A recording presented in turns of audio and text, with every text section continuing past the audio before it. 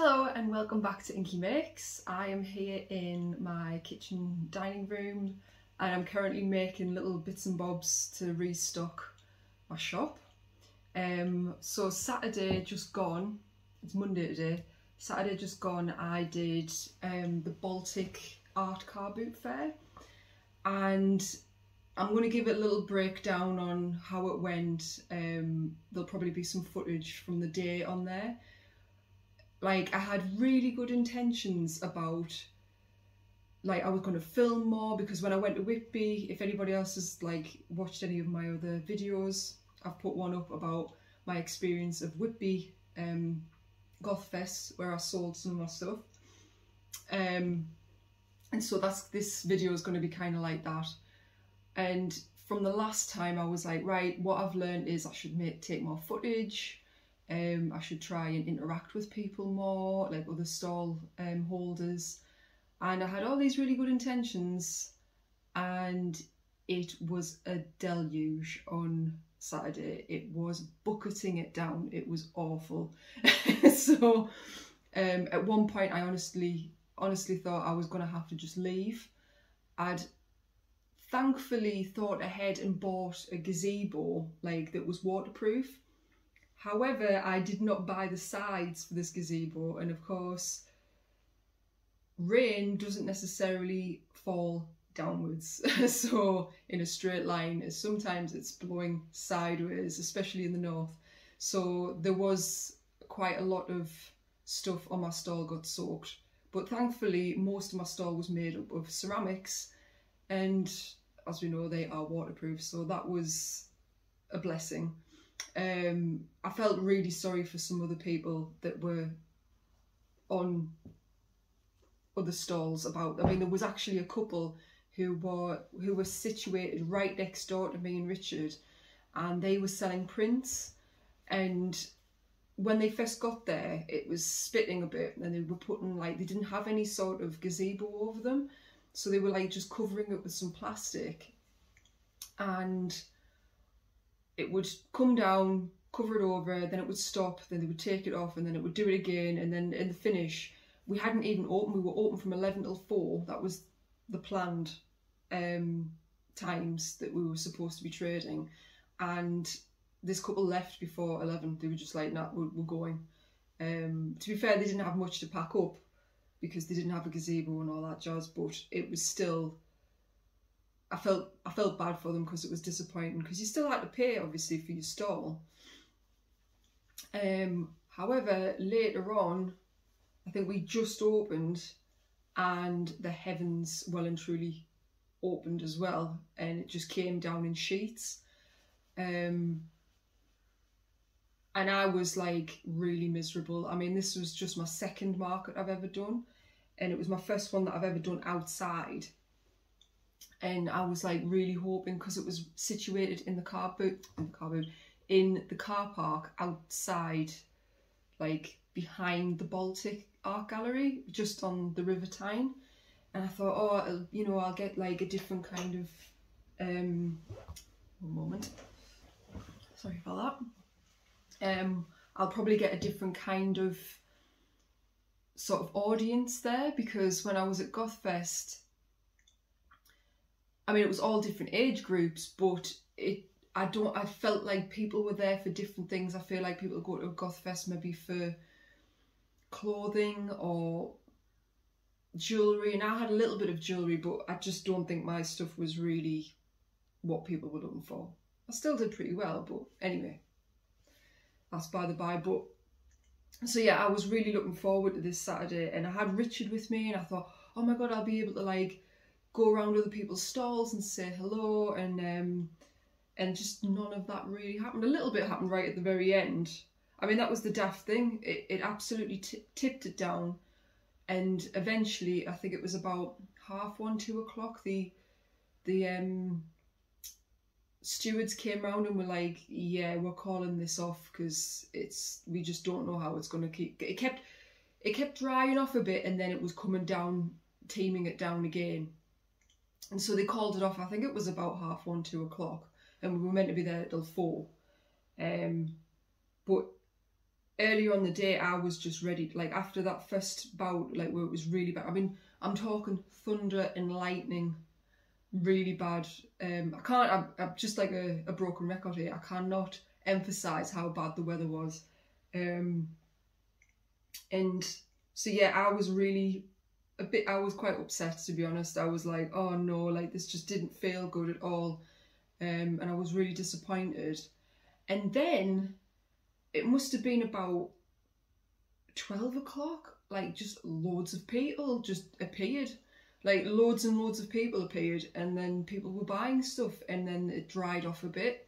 And it wasn't like a particularly nice day weather-wise, but like eventually, but it still, you know, was more bearable than it was a good half hour before that.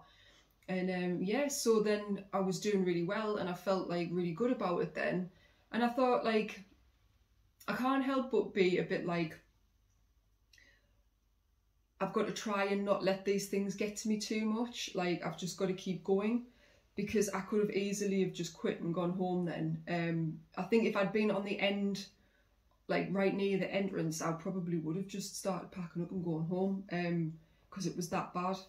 But all in all, it turned out to be a really good day. But my God, like there's a lot to be said for indoor venues. Like, I think in future, like, well, what I've learned is I'm definitely going to buy sides to my gazebo, because quite frankly, without them, I mean, yes, I would definitely have had to have gone home if I didn't have a gazebo, but I need the sides, because I was just getting, like, is that a crow that I just heard? Yeah, they concur.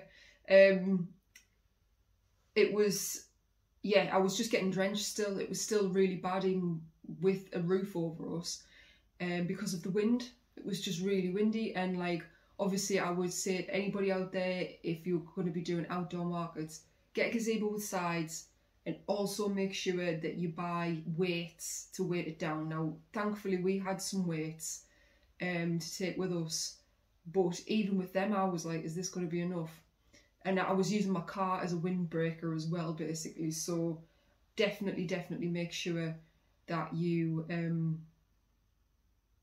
gazebo with sides and the weights to go with it. And also make sure that you get public liability insurance. Now, I've already got it.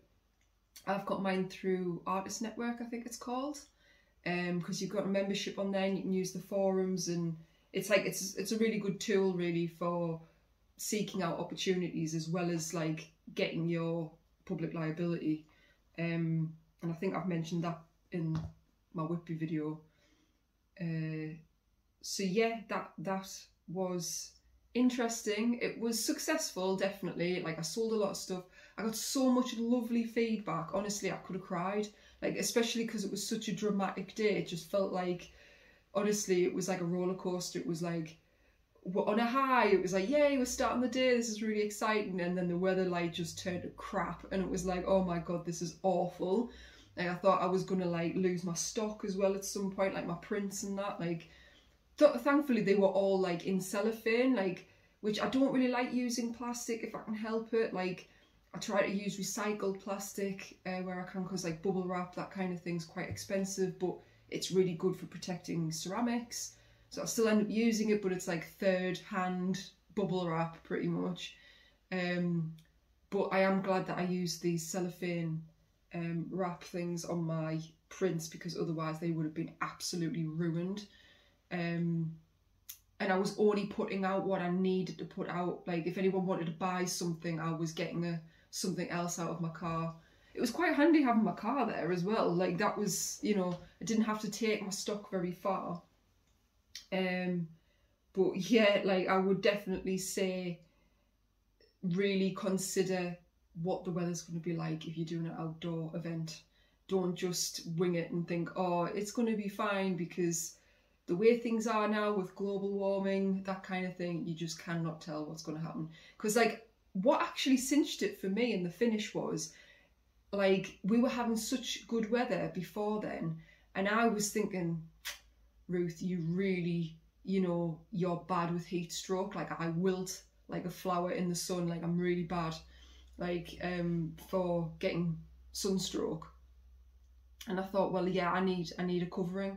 And then as it turns out, it absolutely bucketed down, and like it came in for that instead. But yeah, so all in all, it was a successful day. It could have maybe been better, but we never know. We can't say for sure what it would have been like. So yeah, like I would definitely recommend it, like for, you know, the other artists were amazing there, and I met some really, really lovely people. Like I say, there was just some people had me in absolute stitches because they were like making up stories about my work and everything. Like the little bees that are on my mugs, they were saying that they had to go to a good home and they needed to be adopted, and I thought, you are onto something there. So I think that's something that I might end up doing in the future, like giving them little personalities. And what else happened? I never really actually got a chance to have a look around the art gallery, which I would have liked to, but I was just absolutely worn out by the end of the day. I just had enough, really. And then I had to drive back, which wasn't too bad. It was an easier drive back than it was coming from Whitby, because it was pretty much just a straight line home. And yeah, and right now I'm just making little bees. I'm going to be making more key rings because they were extremely popular. Like I feel like I need to make more little things as well, because I had more smaller items when I was at Whitby. And some people just want to buy a little trinket or something to take home, just like a little souvenir from the day, which I'm the same. Like I collect little knickknacks, that kind of thing, so I'm definitely a stuff kind of person. So yeah, there'll probably be some footage of that through this video. I'll probably check in with you guys before the end. And yeah, bye for now. Hello, this is voiceover Ruth. I thought I would just say at the end of that bit, just kind of talk about what sold as well, because I kind of touched upon it there about the key rings.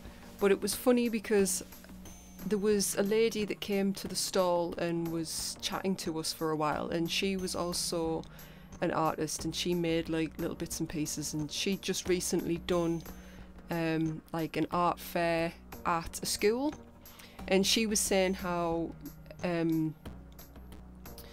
she'd made a load of stuff that she expected to sell, and it didn't sell, and it was something completely different that she, you know, that she just brought on the off chance that seemed to be really popular.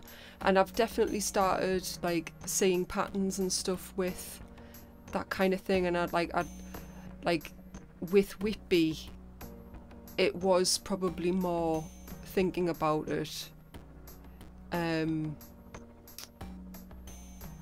more of my little pocket familiars. I made these little ornaments that, I think I probably said this in my last video about Whitby, where I made like these pocket familiars because they were inspired from these toys I used to play with as a kid called Puppy in My Pocket. I was absolutely obsessed with them growing up. So, and like because of like my interests now in like witchy sort of alternative type stuff, that's where that came from. So I kind of moulded them two ideas together and made pocket familiars. And they were super popular. Now I didn't have anything like that at this market, but I didn't feel like that would necessarily be an interest to people. It's really hard to tell like what is actually going to sell beforehand, because I found that like my ceramics were predominantly popular. My prints don't seem to sell as much, and I think from my own perspective is I do like, you've only got so much wall space, and it's nice to have something that's multifunctional. So like, you know, obviously a bit of artwork, but it's on a mug that you can use for, you know, whatever you fancy drinking at the time. But I think that sort of stuff seems to be where I'm leaning into. But that being said, didn't have pocket familiars, but I did have key rings, so they were very popular. I do absolutely love like just messing on making like little knickknacks though, and I think that's probably why I want to do more smaller stuff as well. I think it is good to have a wide range of different items though, like, and like when I was at Whitby, I can remember selling like a really big piece, like a big mushroom jar, on the Saturday, and I do really feel like I want to do bigger pieces like vases and jars and like multifunctional things, pots of different scale, just to see what sells really, because like I haven't really experimented enough there yet. I'm still like my throwing, like, well, you can see me hand building here, but like my throwing, I still feel like I've got a long way to go with that.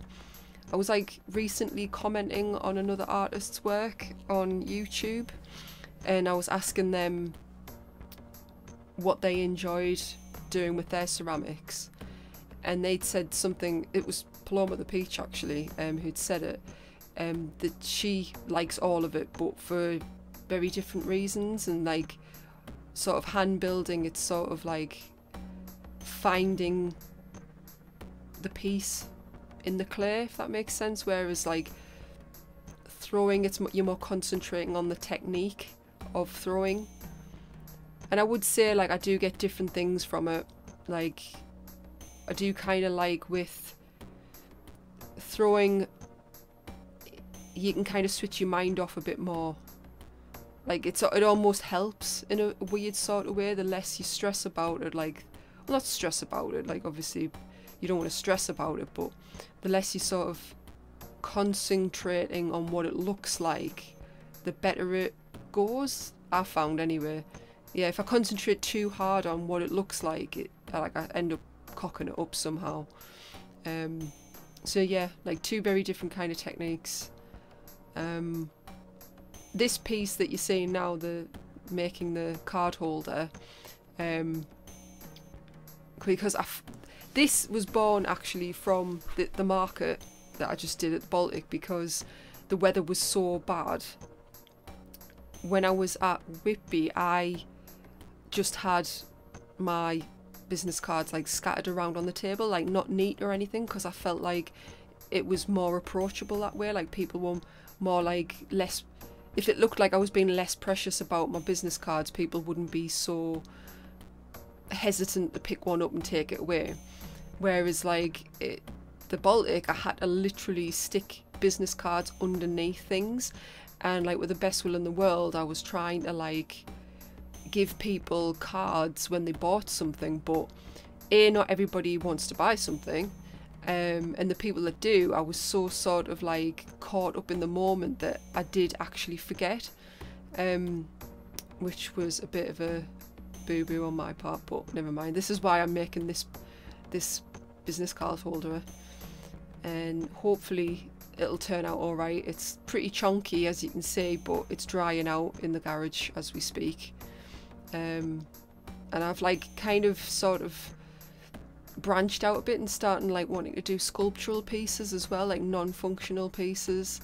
I don't know, like I'm not sure how well they would sell, but I'm wanting to take part in an art exhibition in Peatley, in County Durham, so hopefully I'll be able to exhibit some of my work there. So yeah, I think it's important to just make things when you want to make them as well, when you get the inspiration to, and then I think the reason or the function of that will sort of find you later on. It's always good to have a sort of backlog of work to go back to. I think next time, if I got to do it again, I would definitely do it again as well. I think if there's anything to take away from this, I would definitely love to do it again, because I don't know, like the types of people that were coming down from the gallery were just really interested in art and like wanting to get to know like things like, how long have you been doing this for? Like, I'd not really been asked that like when I was at Whitby, and I mean, it's hard to say because obviously I've not been doing this for very long, but like selling my work, I mean, it just felt like a different sort of engagement with a wider range of people.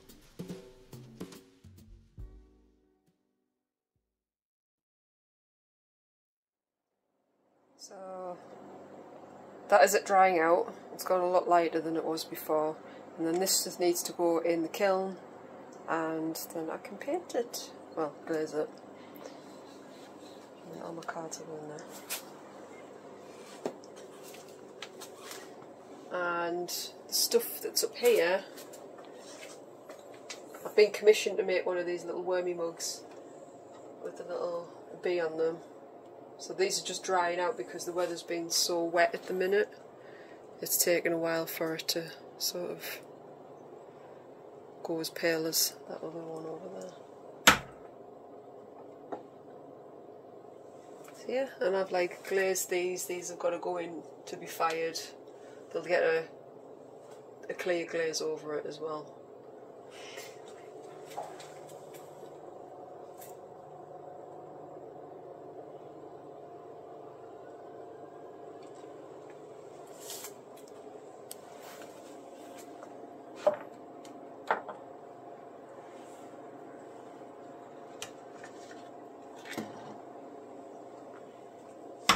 These are all the key rings. They're drying out.